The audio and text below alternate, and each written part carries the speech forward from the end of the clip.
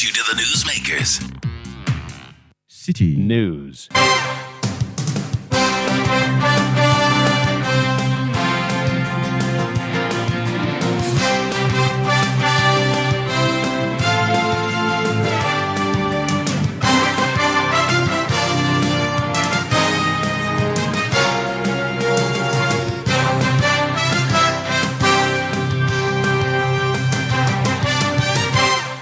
It's midday. Hello, good afternoon to you and welcome to the Citi Prime News on 97.3 Citi FM.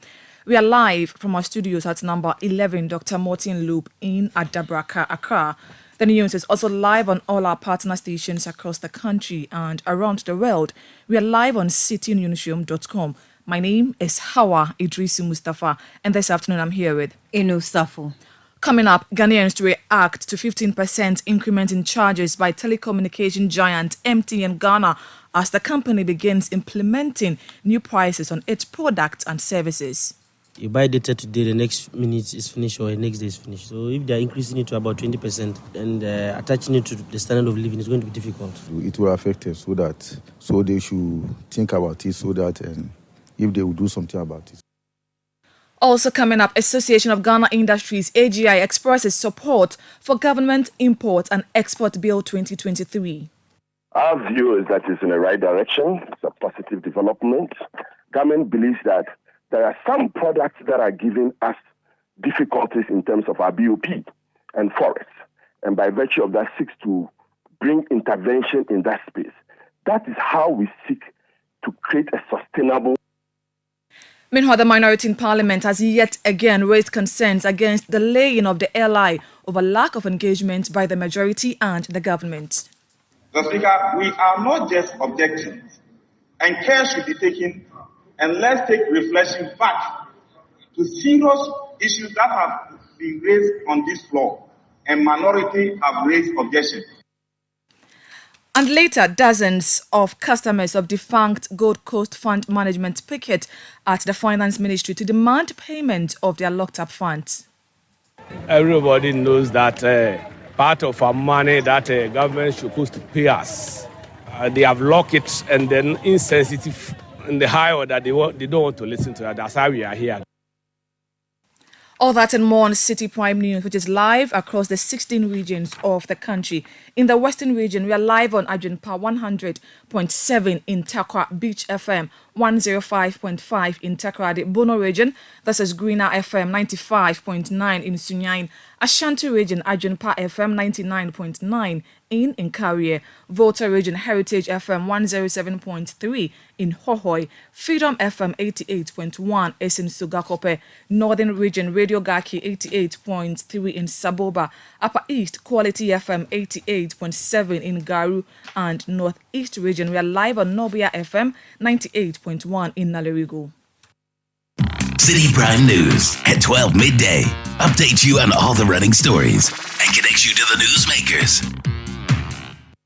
Grateful for choosing us. The president of the Association of Ghana Industries, AGI, Dr. Humphrey Ayim Dake, has welcomed the government's proposed LI to restrict the importation of 22 items. The minority in Parliament and 5 business associations have kicked against the passage of the LI, citing lack of engagement and adverse impact on business. But Dr. Humphrey Ayim Dake believes the restrictions, which is not a total ban, would positively impact Ghana's balance of payment and economic outlook. Our view is that it's in the right direction. It's a positive development. Once you realize that this is coming at the back of a fragile economy that an IMF intervention seems to bring some stability. And the purpose of the IMF stability is on the balance of payment and the forex reserves challenges we do have.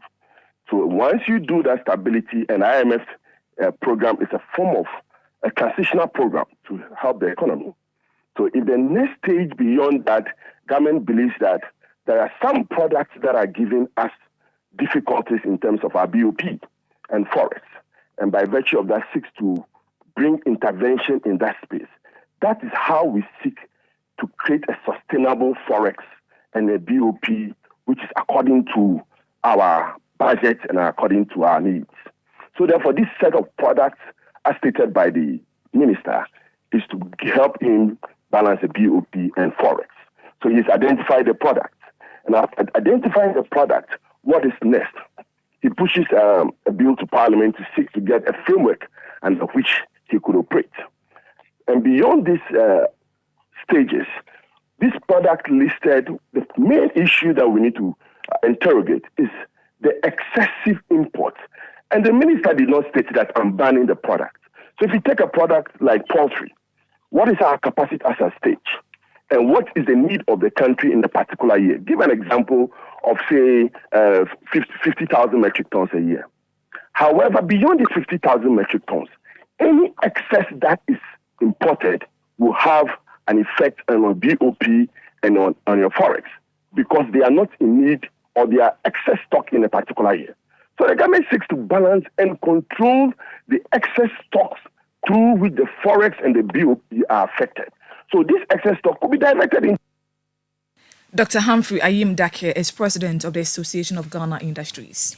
Meanwhile, the minority in Parliament is raising concerns again over an attempt by the Minister for Trade and Industry, Katie Hammond, to lay the Export and Import Regulations 2023, seeking to restrict the importation of 22 selected strategic goods into the country. Ahmed Ibrahim is the first Deputy Minority Whip. Mr. Speaker, the matter at hand is a very serious and dangerous matter, which hinges on the survival of businesses in this country. Mr. Speaker, we are not just objecting, and care should be taken, and let's take reflection back to serious issues that have been raised on this floor, and minority have raised objections. Which of them didn't go back to come and fight this country? And this is one of them. Mr. Speaker, just as yesterday, 6 associations, Ghana Union of Traders Association, Ghana Freight Forwarders Association, Ghana Automobile Dealers Association, and the host of them wrote a petition having confidence in members of this house and this house that we should take that petition into consideration.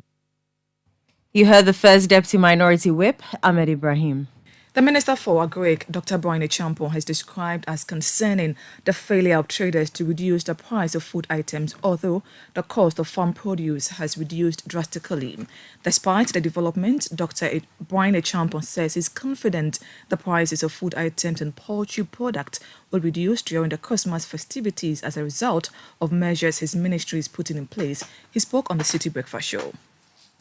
Practical thing that we're doing in the TFJ2 is to quickly activate the aggregators to let them bring the farm produce closer to the market to at least reduce the gap between, or what the distributor margin we call it is.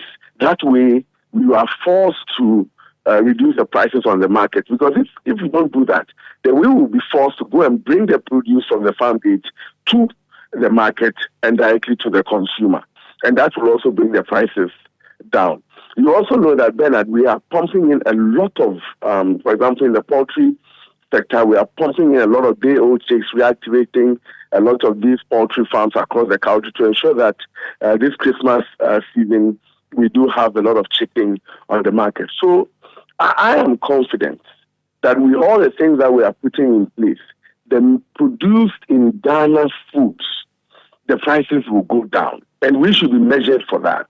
And we should find a way to deal with the... And when we are consuming a lot of what we are producing, then there will be really no need to be bringing things from outside. And that in itself will affect the prices of the stuff that we import and will be good for. All right.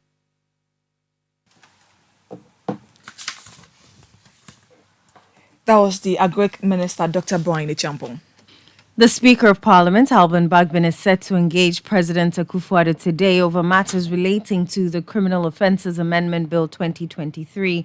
The Speaker of Parliament yesterday expressed dissatisfaction with the President for failing to communicate to Parliament on his approval or otherwise of the bill, which seeks to criminalise attacks on alleged witches, prohibit any persons from operating as a witch doctor or a witch finder. But the Presidency, in a statement, says the bill was only presented by Parliament yesterday. The issue was raised on the floor by the Member of Parliament for Tamale South, Haruna Idrisu. The directive that you gave. And Mr. Speaker, even in its diluted form, as we observe separation of powers in Ghana, there must be respect between the executive, the judiciary, and parliament. But we will be jealous of our mandate and authority being responsible for legislation. So in this votes and proceedings, I see no mention of what transpired yesterday, and it's significant for our record. I will not preempt you. When we go along the line, I'm aware of some official communication from the presidency responding to Parliament, and we equally respond appropriately. That is, if you have ownership of it. Haruna Idrisu is the Member of Parliament for Tamale South. Let's now listen to Speaker Alban Bagbin. Well, you've raised a valid point. What I can say now is for us to hold on a bit because there are some developments I'm following up on, but the narrative have been complied with, and so it's no longer part of the order paper. But immediately after my pronouncement, a few information was shared with me, and I will be following it up, and I will be in the office of the president on this matter today. So after that, we will follow up tomorrow as to the progress of the issue. You hear the Speaker of Parliament, Alban Bagbin. The Catholic Bishop Conference says homosexuality should not be criminalized in Ghana. The conference says the attempt to criminalize the practice will not inure to Ghana's benefits. The comments by the Catholic Bishops' Conference come days after Cardinal Peter Appiah-Texin called on all to understand homosexuality and not criminalize it. President of the Catholic Bishops' Conference, Bishop Matthew Jenfi, says the church in Ghana is against legalizing homosexuality, but not criminalization.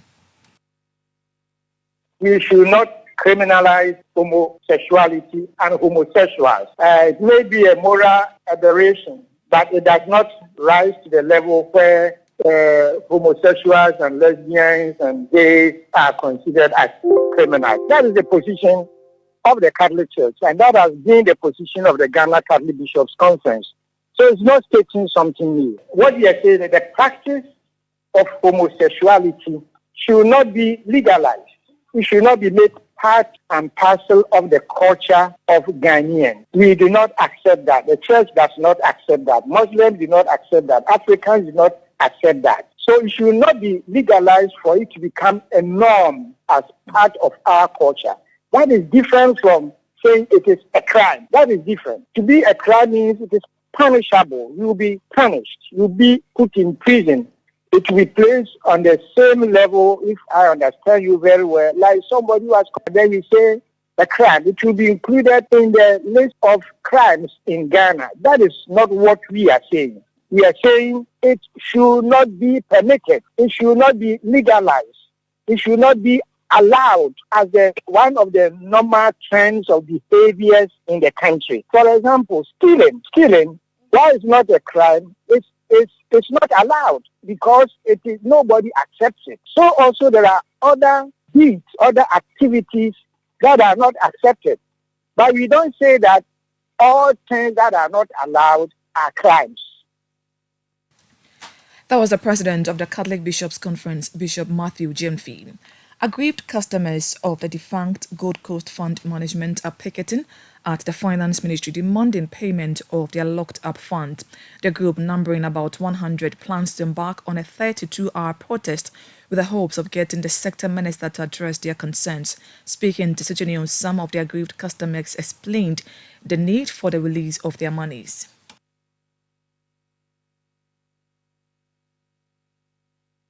I had an accident. So I thought I could put my money there and it will help me. But since about 3-4 years now, You can see my condition. My children cannot afford to go to school. They have been due to university level, but I cannot help it. So I send them to learn trade. They told us if Bawumia wins the primaries, they will give us the money. So we are hoping. We are just forcing to get our money because nothing is going on. Everybody knows that part of our money that government is supposed to pay us, they have locked it and then insensitive in the high order. They don't want to listen to that. That's how we are here again. You've had a number of picketing. Yes. Nothing has been done. What do you think this? Last but what that we did, at that time the minister came forward and then engage us. After engagement, he said he will be meeting us by 2 weeks' time. But we waited, we didn't hear anything from them. So we have to reconvene at this point and then we continue our picking. That's why we are here. Those were customers of defunct Gold Coast Fund Management protesting at the Ministry of Finance. Let's go live to that ministry and speak to my colleague Anne Shelley Zhu. Good afternoon to you, Anne. Thank you for joining us. Now, these people are saying they're going to embark on a 32-hour protest. How do they intend to get their monies? Because this 32 hours, they have been there before and it didn't look like they were going to get their money for them to come back again. How are they expecting that within the 32 hours, the government will pay them? Well, good afternoon. Thank you. Well, according to them, they are hopeful that when they embark on this protest, they would have authorities from the Ministry of Finance to speak to them and then assure them that this is what they are going to do, this is how they are going to pay their money and all that. Because they said that there's been a number of times they've protested and they've had promises as well, but nothing has been done. So this time they would like to extend the protest to see if they would get the government to their concerns and address it for them. So right now, the leader, that's the convener of the group, Charles Nyame, he's been invited actually with some of the executives of the group to meet up with some of the officials of the Ministry of Finance. We don't know who exactly is meeting, whether the sector minister or the director, we really don't know. But right now they are in the ministry whilst the rest of them are outside of the ministry. And we are waiting to see what he would come out to say, what the negotiations have been, what the conclusions have been, whether they would stay here or they would go. That's what we are waiting for at the moment. Very well, grateful for your time. We'll come back to you subsequently after that meeting with officials of the the Ministry of Finance, where we understand aggrieved customers of defunct Gold Coast Fund Management are picketing at the ministry to demand their locked up funds. Let's now take you to Parliament because the Minister for Trade and Industry, Katie Hammond, is attempting to lay again the Export and Import Regulations Bill 2023. The minority have been protesting against the laying of that particular LI. Parliamentary correspondent Ni Ayuke joins us live via telephone.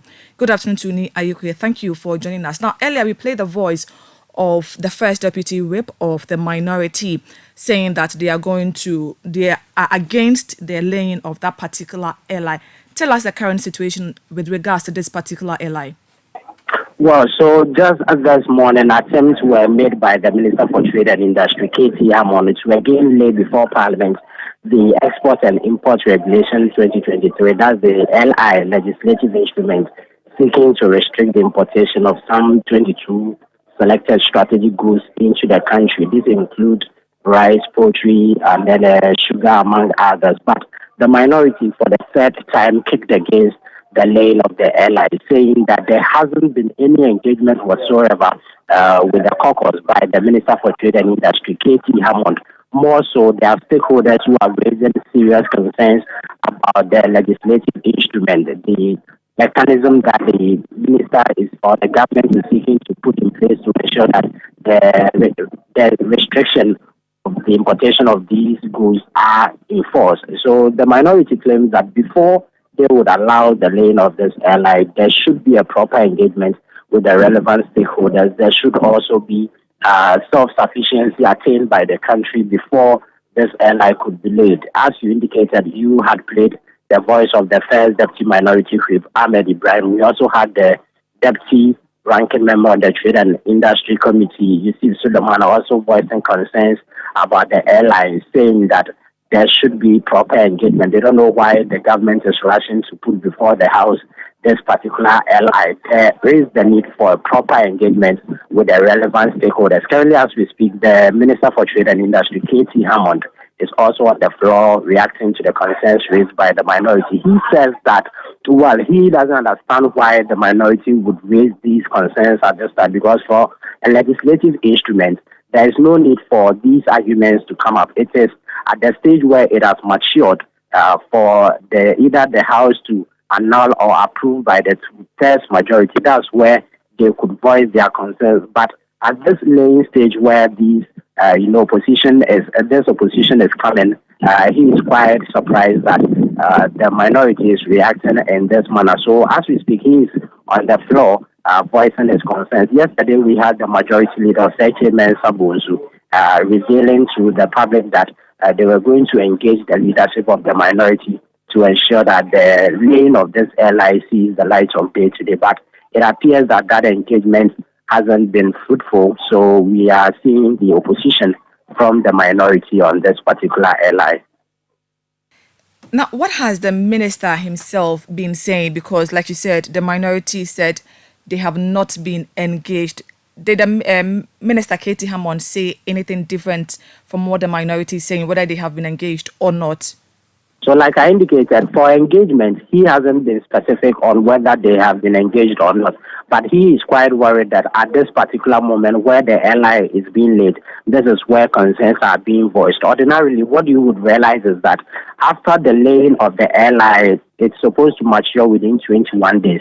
Within the 21, when the 21 days has elapsed, that's where the committee, which has, jurisdiction over the airline, would present its report before the House for deliberations or debates on it, and then by a two-thirds majority, it is either approved or disapproved. And that is where you would mostly see the opposition that we are witnessing currently from the minority come to play. But so for him, he is quite surprised that it is too early for these concerns to be coming from the minority. For laying, he should just be allowed to lay it so that when it gets to the debate stage, at least they will be able to come up with these concerns. But the minority also feels that once it gets to that particular point, they would have less authority to disapprove of the airline. So what they would ensure currently is to, at the pre-laying stage, voice out these concerns and make sure that the airline is not laid by the minister. And so the concerns that have been raised regarding the improper engagement as well as the self-sufficiency in food production is attained by the country. Grateful for your time. We'll come back to you subsequently when there is more from Parliament. Now, the news starts. The Minister for Trade and Industry, Katie Hammond, is currently in the House trying to lay again the Import and Export Regulations Bill 2023, where the minorities put testing. We'll take you to Parliament when we have more from there. This is still the Citi Prime News on 97.3 Citi FM. Let's now take a listen to the Minister for Trade and Industry, Katie Hammond. I don't know those who might be challenged by the provisions of the Constitution, but I do know that Article 11, Clause 7 of the Constitution, Mr. Speaker, put this whole debate beyond the argument. There can never be a debate of this nature. I would have thought, Mr. Speaker, it was after the paper has actually been presented and it has been referred formally, Mr. Speaker, by your good self to the committee. And when it is intended to be annulled by the requisite majority of two-thirds, Mr. Speaker, that is what this debate involves. Unfortunately, the document itself has not even been made. And Mr. Speaker, I've heard all this plea. Look at the criminal blackmail, Mr. Speaker, as much as they want. We are all aware of the deficiency of the members in this House. So there will be no peace. So there will be insanity. So there will be bloodshed. Mr. Speaker, they can threaten as much as they want. But those who wish me well, I am grateful. My nephew who think that I should leave a legacy, but you know, I am so happy about the reaction of my colleagues. It tells me that, Mr. Speaker, we are doing something right. That was the Minister for Trade and Industry, Katie Hammond. This is still the Citi Prime News on 97.3 Citi FM. My name is Hawa Idrisu Mustafa here with Eno Safo. Still to come, Ghana Education Service releases list of junior high school students who have qualified to attend SHSs and TVET schools. We have more coming up shortly. Please don't go away. Citi Prime News at 12 midday. Update you on all the running stories and connect you to the newsmakers. We are back, bringing you the latest lineup from Betway. Betway starts strong with their front two, with Free Play Friday and Swipe Bet. In the middle, you've got all the control with Cash Out and Build a Bet. Plus, with Win Boost, you can boost your sports bet. At the back, they have Smart Picks and the Partial Daily Jackpot. You always get way more with Betway. This advert has been vetted and approved by the Gaming Commission of Ghana. Bet responsibly. No under 18. Terms and conditions apply. Betway. Get way more. Citi TV is live on DSTV, GoTV, and HD+. On DSTV, find us on channel 363. On GoTV, we're on channel 117, and on HD+, get us on channel 108. On a digital TV, run a new search, but take note that without an antenna, you cannot access Citi TV. Citi TV can be accessed on any free-to-air digital box like the GoTV and HD+ boxes. Citi TV, it's your world. Citi Prime News at 12 midday. Update you on all the running stories and connect you to the newsmakers. You're welcome back. The Ghana Education Service has released the list of students who have qualified to attend senior high schools and technical and vocational education and training schools this year. This was made through the computerized school selection and placement system for students who sat for the basic education certificate examination in 2023. In a statement, GES disclosed that out of the total number of 598,839 results received from WAEC, 585,797 candidates qualified to be placed.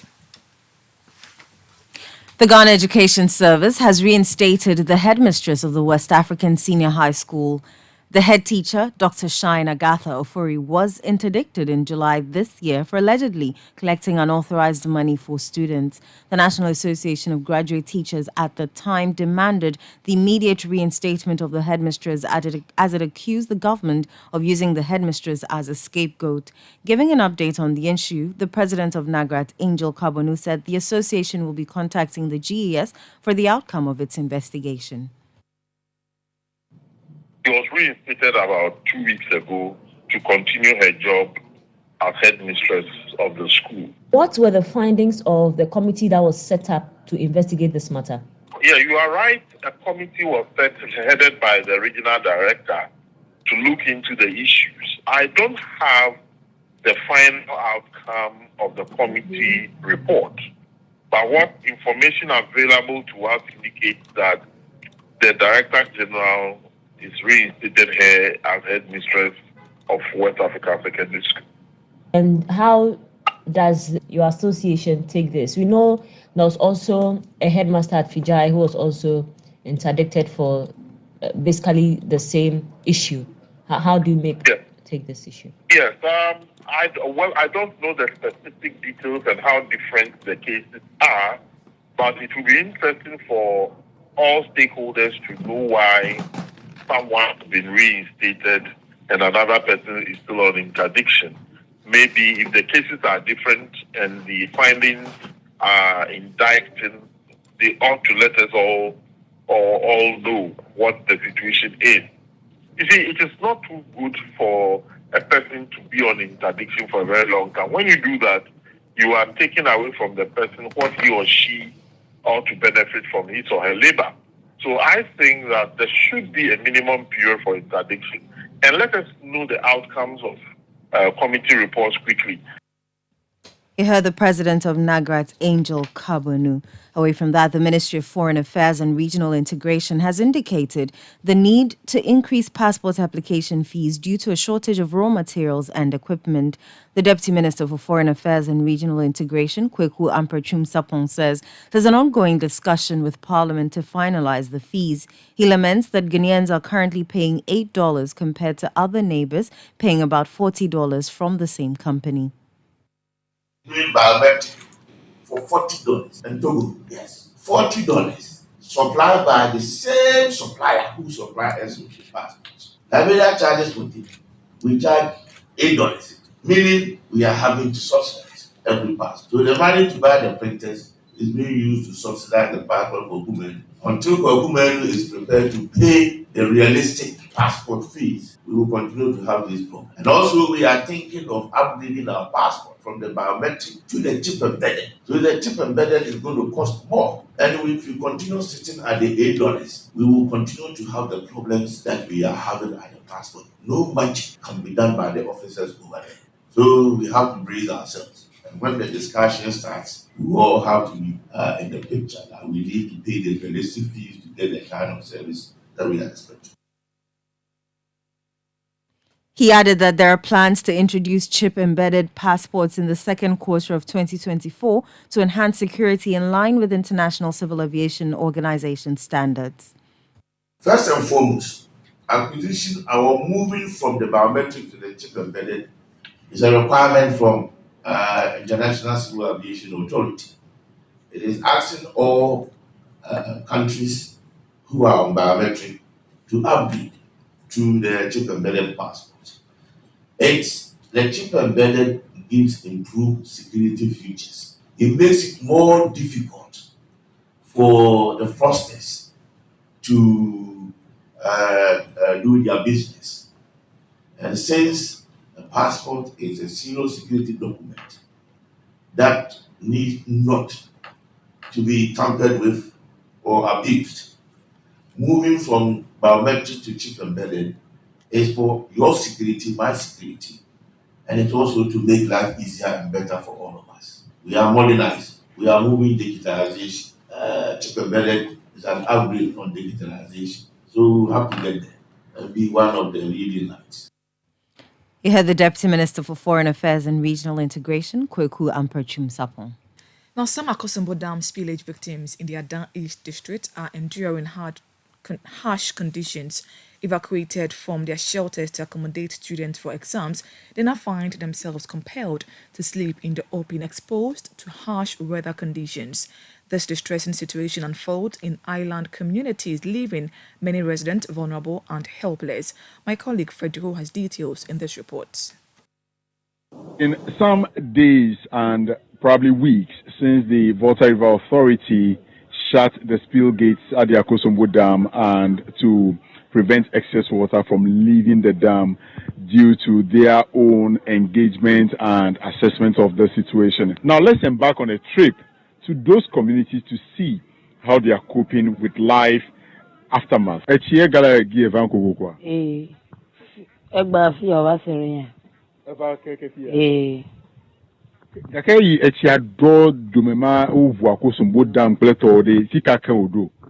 Gala fama fi afaya makata afaya toko kata bai kekeleke uhano ameyo bloko ide azizanya die suku o memi ba no fima maraku kimi kata mi trova fifi la ho imenya nkeja fi obemi va fama ki ne va fama leke afama fe condition o le fi ala afama la fi me ba afama jajira. Well, I've been asking her why did she return from the safe haven into a house. She said, well, they've been asked to return, and she's now trying to put her house in order.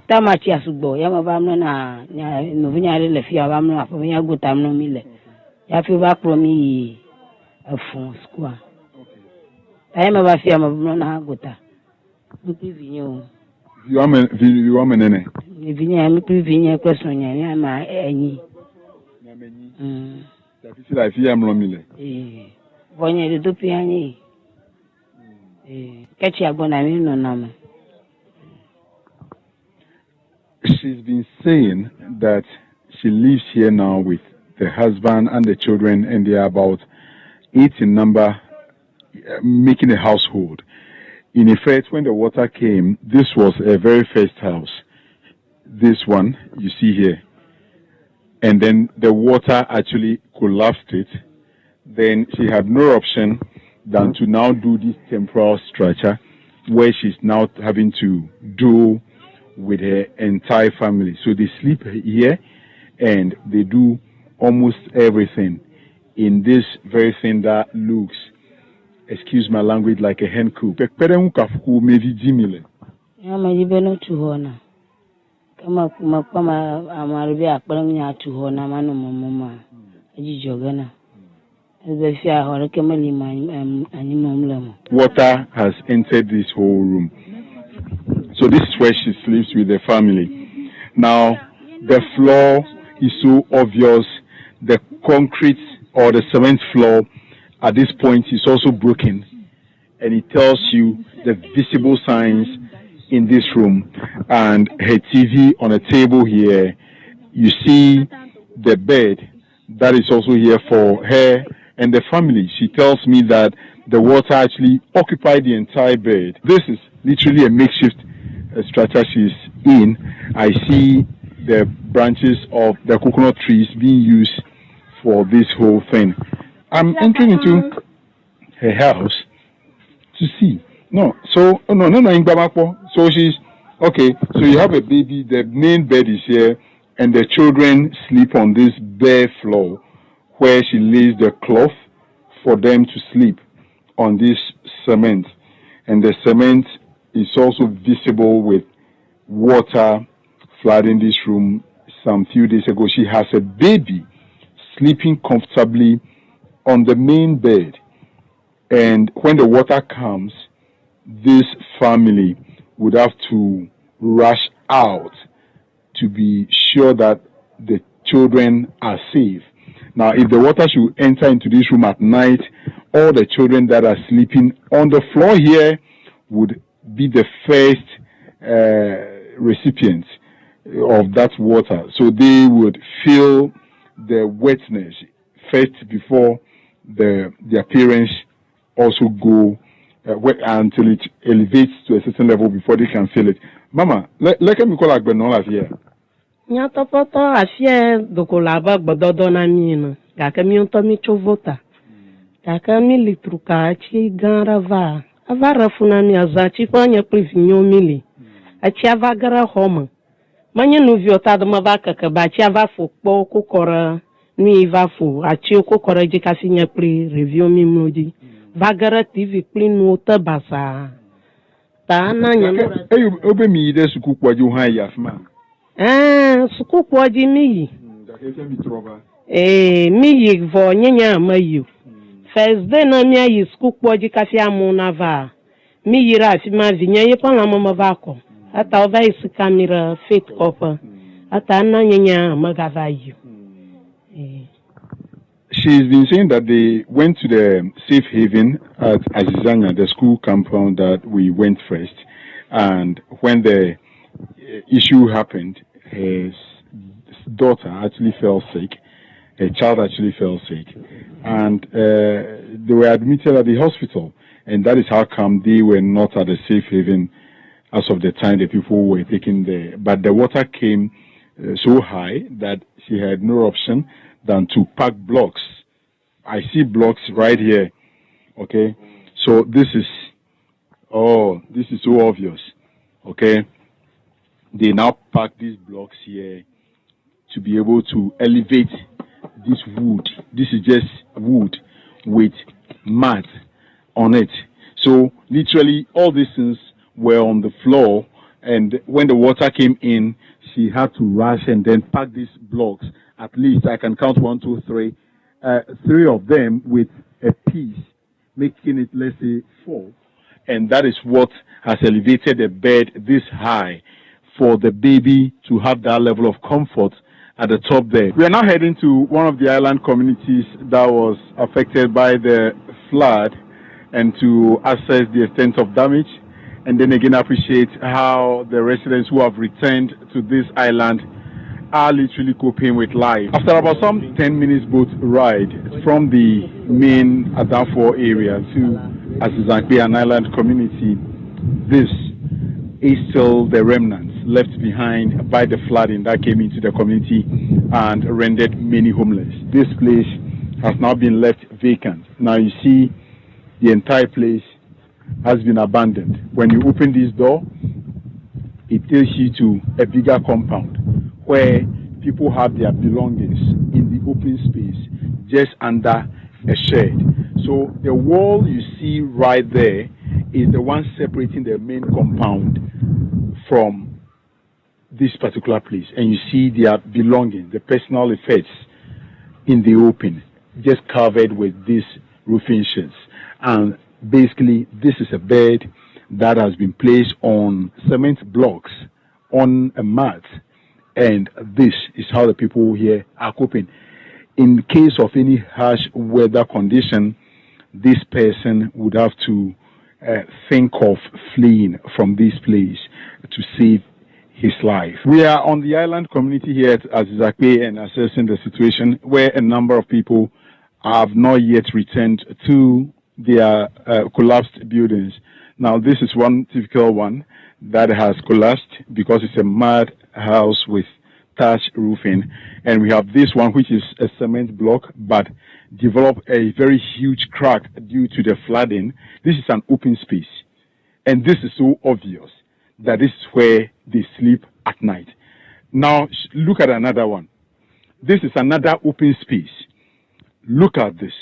You have another net in the open space. It tells you this is another sleeping place. Here is a third one with a mat and cloth. So the evidence is right here. And this is where they are sleeping. Now, take a look. That is just the sea and the river meeting right here, the estuary. So they are living literally on this heap of sand, which is really, really devastating because they are surrounded by water. Except for the building where they are sitting and just hoping for some help to come their way. If this building should collapse, they have absolutely nowhere to go. And this is also a mud house. The water level is so visible that it tells you this building can equally go down any moment from now. I see an old lady here who is, I think she's struggling to see. She has a walking stick here. Mommy, Efonama. Gifting Bena. Bena. Tafla chelo elenukpoa. Ah, nyemele nukpo tututu. Eh, melo wukpo ngake nyemele.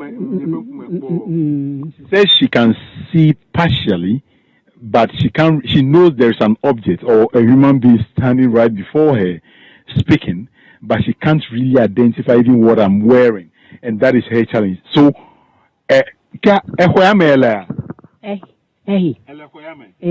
kana ehom fiare fika ayi ne zando kochia echivafia kochi umujeji onuka awo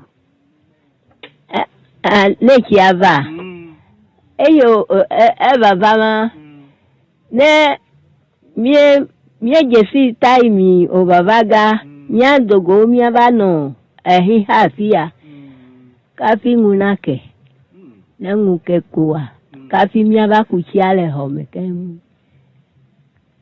She is adding that in case the water comes in at night, they have no option than to leave the room for the fear that the building will collapse on them. So they would have to stand outside in the open until the water recedes, and then they come back in to fetch the water that has gathered like a pool in their room.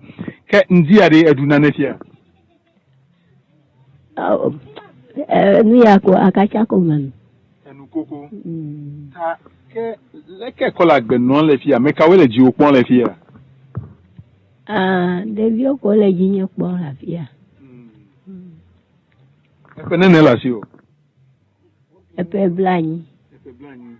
Well, she's been adding that she's 80 years old now, and the little kids that are in there are the one catering for her. To worsen their plight, is the tidal wave also that is rising and entering, eating of the shores and causing them a lot of havoc. Like the chief of the community here mentioned, a sea defense is their solution to all this flood situation that has been worrying them over the years.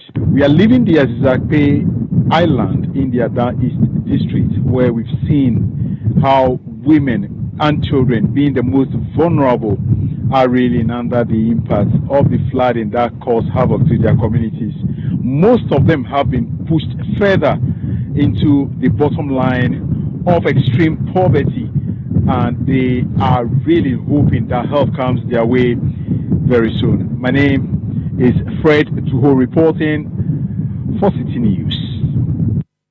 Here in the studios, my name is Hawa Idrisu Mustafa, here with Eno Safo. This is still the Citi Prime News on 97.3 Citi FM. Still to come, we'll take you to Dowenya in the Greater Accra region, where residents are counting their losses following the spillage of an irrigation dam in the community. We have details coming up shortly. Please don't go away. Citi Prime News at 12 midday. Update you on all the running stories and connects you to the newsmakers. So much goes on in the news cycle that can leave you rather overwhelmed. At the tail end of a busy working day, as you're heading home, it's time to update you on the biggest stories thus far, giving you a perspective from the real newsmakers. Eyewitness News gives you nothing but clarity and authenticity. Catch Eyewitness News at 5:30 p.m. daily from Monday to Friday, only on 97.3 Citi FM.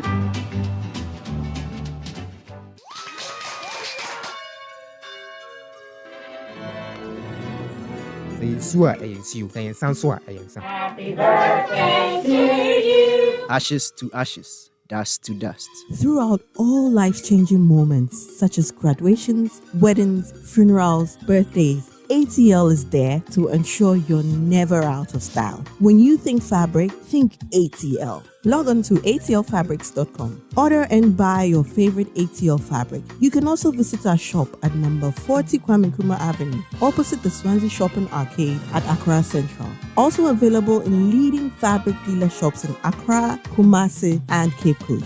ATL, bringing fabric to life. Citi Prime News at 12 midday. Updates you on all the running stories and connects you to the newsmakers. Thank you for staying with us. Now, the National Disaster Management Organization, NADMO, has disclosed that 600 persons have so far been affected by the overflow of the Dowenya irrigation dam. The organization is currently in the community to assess the affected communities and also outline their plans to provide relief items for these affected victims. Let's go live to Dowenya and speak to my colleague Fauzu Masaudu for more. Good afternoon to you, Fauzu. Thank you for joining us. What's the current situation with the flood in Dowenya? Okay, so Howard, thank you very much and good afternoon to the listeners. I'm currently at Ososhi Adakope in the Dowenya township, and it's really an eyesore. I mean, homes have been submerged, and when I got here, I saw a team of young men who were on a rescue effort to bring some kids and women who have been stuck in one of the homes that have been submerged. And I'm currently joined by the NADMO, the National Disaster Management Organization. They are on an assessment visit, basically, and to provide some respite to affected persons. Good afternoon, sir. Good afternoon. Yeah. And please, your full name. Richard Amoyati, Director Inspectorate, NADMO. Okay. I mean, you are on an assessment visit. What have you observed so far? What will be your assessment so far? Yeah, the floods has covered a very large area, and it as a result of spills from the dam and overflows from a stream. In fact, there has been massive encroachment on the buffer of the stream, so this narrows the carriage capacity and it cannot contain all the water. There are a lot of unnatural structures, development in the waterways, areas that are supposed to be reserved for these water bodies to overflow their banks. So this is what has caused the flooding in the Ningo Pampram municipality. So currently, NADMO is on the ground supported by some volunteers. We are rescuing persons trapped in homes. That is what we are doing currently, and also assessing the situation and see the way forward. Okay. Have you, provided some form of respite to the victims so far? We are saving lives. That is a big respect for the people. We are saving lives as I speak to you now. Then we are also conducting a needs assessment. It is following from the needs assessment that we'll know what to give to who. So all those things are ongoing. Yeah. I mean, I'm sure you may have gathered some data so far. How many people exactly have been affected? So far, with the district team, we have an estimate of about 600 persons affected. Yeah. And then we are working to disaggregate that figure into male, female, children, and all the detailed nitty-gritties to enhance the relief. Okay, so maybe this will be my final question. But, I mean, people are still recovering from the devastating impact of the Ankonsombo Dam spillage, even though, I mean, they are two distinct situations, that of Ankonsombo and that of Dowenya. But how do we really, moving forward as a country, mitigate the impact of, such... The major thing is people to respect the buffer policy and stay away from waterways and then encroaching on water bodies. That is the first thing to do. If we are not in the waterways, we don't encroach on the water bodies, they will not be flooded because the water naturally is overflowing it back due to excessive water. Climate change has affected the intensity and frequency of rainfall, which we cannot stop. So once the rainfall comes, the water has to flow, find its way. But then we are encroaching on that path of flow. That is what is causing the flooding in the community. So the first thing to mitigate is those of us developing in waterways should know that they are waterways. And even if need be that we develop, there's technology. We must apply the right technology to develop so that we can all be safe. Also, we are Ososi currently. Which other communities have you identified? We have Adote, Afenya, and then Adakope. A lot more communities. I'm not from here, so I don't know the names, but a lot more. It's covered a wide area, and then we are assessing it all. All right, thank you very much. Howard, so you just had the NADUM official who is leading the team from the National Disaster Management Organization to assess the situation here at Dowenya. Thank you very much. That was my colleague Fauzu Masawood reporting from Dowenya, where hundreds of homes have been submerged in floodwaters following the spillage from an irrigation dam in the community. Recent data reveals a concerning surge in pedestrian accidents, with more than 60% of road crash fatalities in Kumasi. The National Road Safety Authority attributes this alarming trend to traders occupying pavements on major streets, compelling pedestrians to use the main roads. City News' Doris Lonta presents a report read by Ashanti Regional Correspondent Fatih Aminu Ibrahim, delving into this issue and exploring potential measures to address it.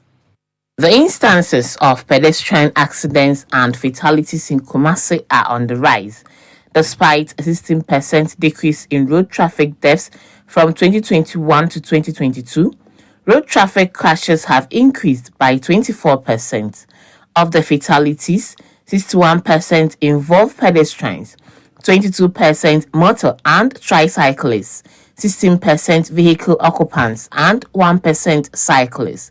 The National Road Safety Authority attributes the rise in road crashes to factors like speeding and fatigue driving. The Ashanti Regional Head, Kwesi Adenim Boateng, points to the occupation of pedestrian walkways by hawkers, transforming major roads into economic hubs. This encroachment forces pedestrians onto busy roads, increasing the risk of collisions. Efforts are underway with sensitization and collaboration with the Motor Traffic and Transport Department to relocate hawkers to markets, improving road safety. Pedestrians are advised to use designated walkways and wear visible clothing at night. Now we see that a lot of the pedestrian infrastructure have been taken over by hawkers and other traders.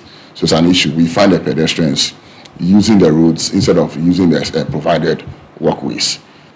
Then we have programs targeted at pedestrian safety, such as active sensitization, then making sure that they use the traders removed from the pedestrian workplaces provided to enhance pedestrian safety in the region. Also, a lot of sensitization for school-going children, market women and traders, those who normally use the highways or streets through their mode of transport. It's also taking place. Then another issue worth considering is night crashes.